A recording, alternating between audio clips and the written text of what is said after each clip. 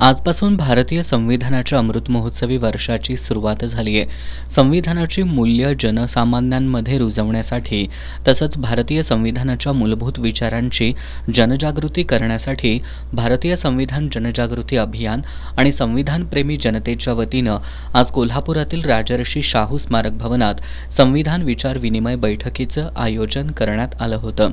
या बैठकीत कोल्हापूर जिल्ह्यातील विविध भागांमध्ये वर्षभरात 75 संविधान अंमलबजावणी परिषदांचं आयोजन करण्याचा निर्णय घेण्यात आला। आपला अभिमान भारतीय संविधान ही भूमिका घेऊन निवडक प्रतिनिधींची पहिली संविधान अंमलबजावणी परिषद 15 डिसेंबर रोजी दुपारी 1 वाजता राजर्षी शाहू स्मारक भवन इथं घेण्याचा निर्णयही या बैठकीत घेण्यात आला।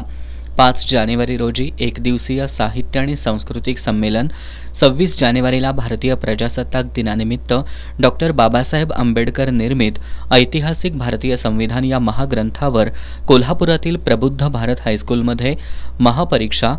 9 मार्चला समतावादी स्त्री पुरुषांची संवाद गोलमेज परिषद, 13 एप्रिलला राज्यस्तरीय कवी संमेलन, 12 मे रोजी संविधानवादी धर्मनिरपेक्ष जनतेची राज्यस्तरीय महापरिषद, 8 जूनला राष्ट्रीय लघु चित्रपट महोत्सव,